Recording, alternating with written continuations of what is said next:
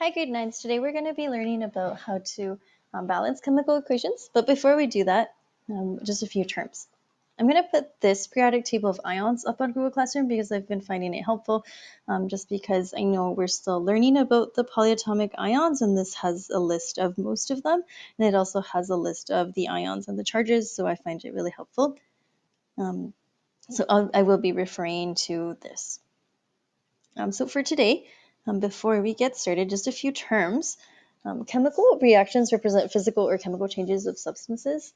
And so it's kind of like when we're cooking. We have our ingredients and then we mix them and we cook them together or bake them or fry them or whatever. And then we have our final food product. And so it's similar in chemistry, just that we don't call them ingredients, we call them reactants.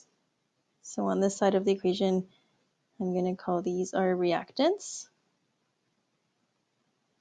And then instead of our final dish, I will call this our products. And the plus sign here can be used if we add this and this, or if this reacts with this. And the arrow represents yields. And that could also mean combines to form. So let's say, for example, we have a metal with a nonmetal forming an ionic compound, like sodium metal plus chlorine gas makes sodium chloride, table salt. Or sometimes things react to produce. So we can say also the yield sign could also mean that something reacts to produce something new. And our next few lessons we'll be learning about types of chemical reactions, but to give you an example of one, and I'll try to find a video since we can't do this in person. Gummy bear has sugar. If we take the gummy bear and put it into contact with oxygen gas, it will combust or burst into flames, and that would be a reaction. So it reacts to produce, and it produces carbon dioxide and water vapor. And so we have our reactants, which are kind of like our ingredients, and then our products and yields. Two more things that I wanted to go over are two other terms. Let's say we have a symbol, that's our chemical symbol. At the top, we might have something like this, and at the bottom, we might have something like this. And to the left, we might have something like this. And let me just talk about what those things mean. So this A, if it's at the top, it's a superscript. And superscripts tell us the charge of an ion. At the bottom, we have something, because it's under, like subterranean, subscript. And our subscript will give us the quantity of just the element that's directly next to it. This bigger number here, N, is going to be called a coefficient. And it will give us a quantity of the entire compound. And we'll get to some examples in a bit, but those are just a few terms that I wanted to just make clear before we start. Okay, so equations can be represented using words or chemical formulas. So for example, when sodium and water are combined, they produce sodium hydroxide and hydrogen gas. So let's write this as a word equation. Sodium and water are combined and they produce sodium hydroxide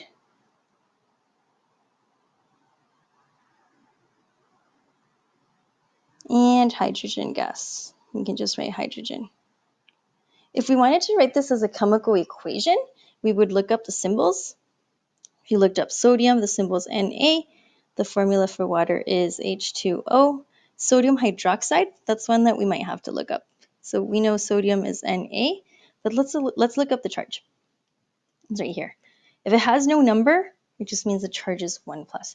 And hydroxide is right here. OH 1 minus. So that's one of the polyatomic ions. So I'm going to go back here. Sodium is 1 plus. Hydroxide is OH 1 minus. The 1 plus and the 1 minus already cancel out, so I don't have to use the crisscross method. So I'm just going to write NaOH. And hydrogen. Hydrogen is a diatomic element, and I'll get to that in a bit, but I'm going to write H2, and now I'm going to explain why. So diatomic elements are always written with a subscript, and the subscript is always going to be 2. That just means that these are our Hofbrinkel elements, or the have no fear of ice cold beer elements, and they always occur in pairs in nature, and that's just because they want to have a full valence shell, so they'll form a covalent bond to share. So for example, if I have one hydrogen, it will form a covalent bond with another hydrogen, and this way they will each have a full valence with 2 electrons. And the same thing with all the other Hofbrinkels. Okay, metals are written without subscripts. To give you an example, sodium right here is a metal and no subscripts needed. We just write Na. Let me give you a few other things that might be helpful as you're doing your homework. Some other common substances: hydrochloric acid, HCl, phosphoric acid, H3PO4, sulfuric acid, H2SO4, methane, CH4, ammonia, NH3, and water, H2O. So these things are not compounds that we will be asked to memorize. We'll just have them here and we can refer to them. Same thing as these polyatomic ions. You're not going to have to memorize them, but eventually over time, like you'll use it so many times, you might kind of start memorizing them. But I still encourage you to keep looking for them in the charts just to double check, because some of them are really similar. So for example, here we have hydrogen sulfate and hydrogen sulfide and hydrogen sulfite, and they all sound very similar, but they are different. HSO4, HS, and HSO3. They all have a 1- charge, but their formulas are different. And that brings me to one other really important thing about the polyatomic ions.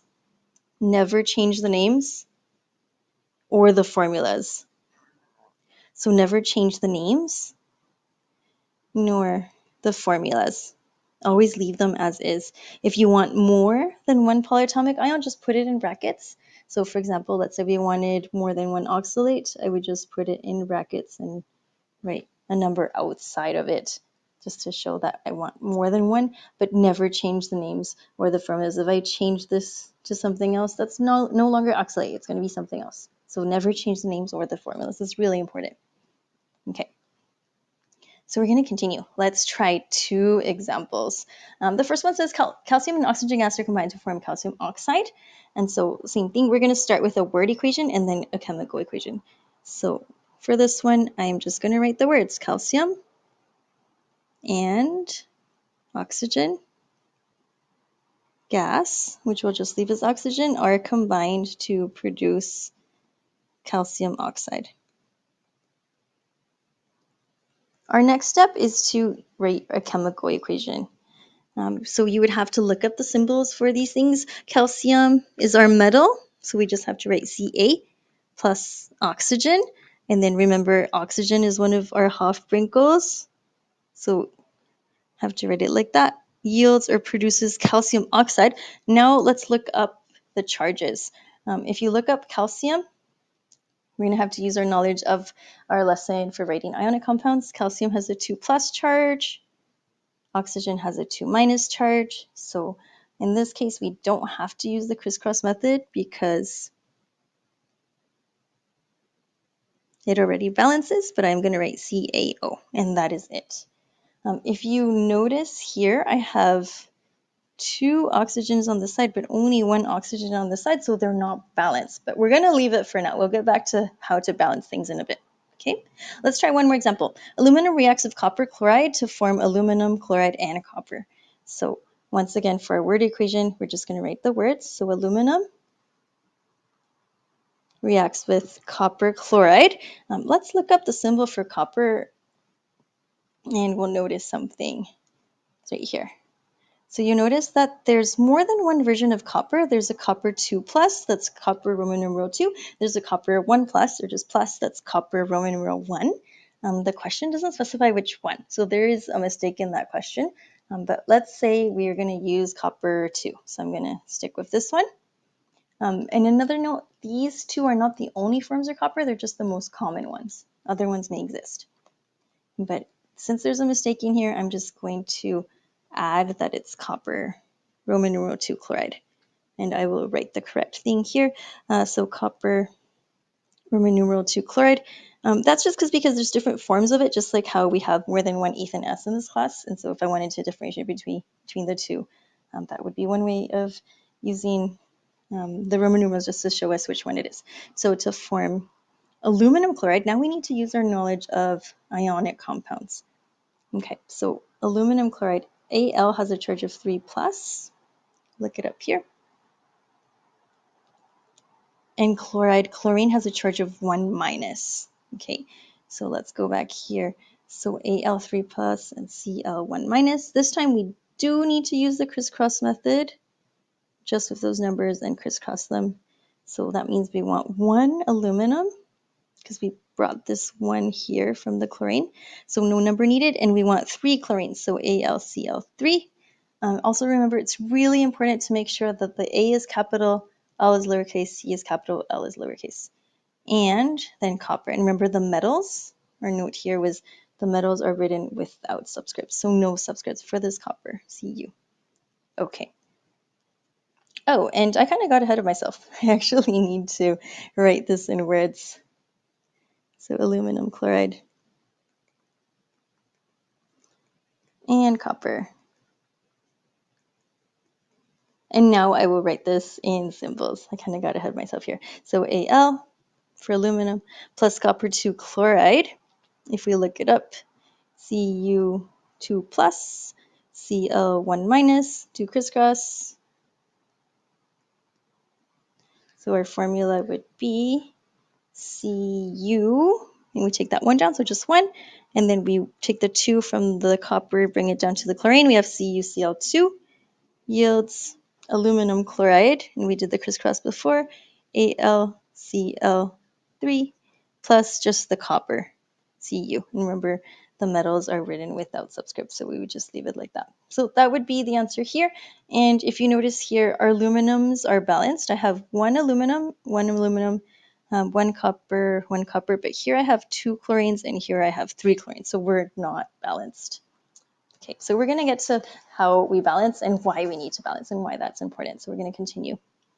So the law of conservation of mass states that mass is conserved. Another word of saying that is that mass is constant.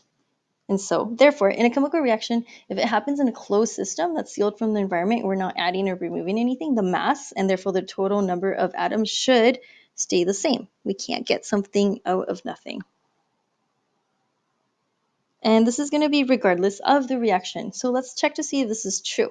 We're going to use the formation of water as an example. So water is H2O, which means that we've taken hydrogen gas and oxygen gas. And right here, you'll notice that we have, I'm going to list them. So I have hydrogens and oxygens. These are my reactants. And on this side, I'm going to list my products.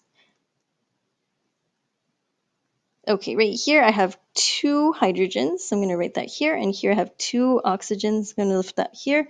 On the other side, I have 2 hydrogens. And if there's no number here, that means I have 1 oxygen.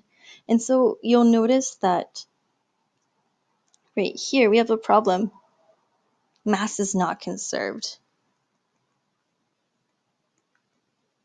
Because we started with 2 oxygens and we ended up with 1. So we have a problem. So there's a few things you can do here to fix it.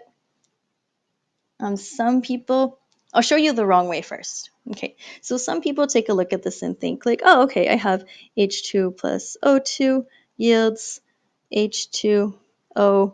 I need 1 more oxygen. Let's just do this. Okay, so the problem with this is that if we do this, H2O2 is not water. And so we can't actually go in and change these subscripts or just add a 2 there. Like this is true. It would make it balanced, but then we don't have water anymore. So that's the problem. We can't do that. So let's see what we can actually do. So if the number of each atom is not equal between the reactants and products, we can add something called coefficients. And if you forget what a coefficient is, you might have used them in, actually I'm pretty sure you've used them in math. They're just big numbers we use in front of something to show that we have more of one. So for example, here with the water, we can add, this is a coefficient here. Can add a big 2 here, coefficient, and we can add a coefficient here. And so now if we look at it, we have two H2s. That means I have, this is my H2, this is another H2. That means I actually have 4 hydrogens, and I have just the 2 oxygens. And here I have 2 H2Os. That means I have H2O and I have another H2O. So here I have 2 H2s and 2 H2s. 2 plus 2 is 4. And this also applies to this. And so I have 2. And now we're completely balanced. We have 4 hydrogens on each side and 2 oxygens on each side. Okay, let's try the same method and try to balance these two. So first we have lithium oxide plus sodium yields sodium oxide plus lithium. So my first step is going to be just to list all of the products. Okay, so I have lithium, oxygen, and I have sodium. I'm going to write them in exact same order on the other side. Lithium, oxygen, and sodium. And let's count all of them and find out which ones we need to balance. So I have 2 lithiums, no number by the oxygen, so that means I have 1. There's no number by the sodium, so that means I have 1. On the product side, I have, it's really important to write them in the same order so you don't confuse yourself. So we're going to take a look at the lithiums, and there's no number there. That means I have 1. Oxygens, there's no number, so I have 1. And sodiums, there's no number, so once again, I have 1. And if we take a look at them, the ones that are unbalanced are the lithiums. We can't, remember, we can't just go in here and do this, because that's going to change it, everything. But what we could do is use a coefficient. So if I wanted 2 lithiums here, I can just write the number 2. And then here, I'm just going to write a number 2 to show that I have 2 lithiums. And now we're balanced. Okay, let's try one where we're going to have to change more than one coefficient. So for this next example, I'm going to take a look at aluminum sulfide plus magnesium oxide yields aluminum oxide plus magnesium sulfide. I'm going to start with our aluminum. And then we have sulfur. Then we have magnesium. And then we have oxygen. I'm going to write them in the same order on the product sides. Aluminum, sulfur, magnesium, and oxygen. And I'm going to go through and count all of them. So here I have 2 aluminums, 3 sulfurs. There's no number here, so I have 1 magnesium, and no number here, so I have 1 oxygen. On the product side, I have 2 aluminums, no number here, so 1 sulfur, no number here, 1 magnesium, and 3 oxygens. So if we take a look here, our aluminums are good, our sulfurs need to be balanced, magnesiums are fine, and our oxygens need to be balanced. So let's choose one to balance first. So I'm going to choose my sulfurs first.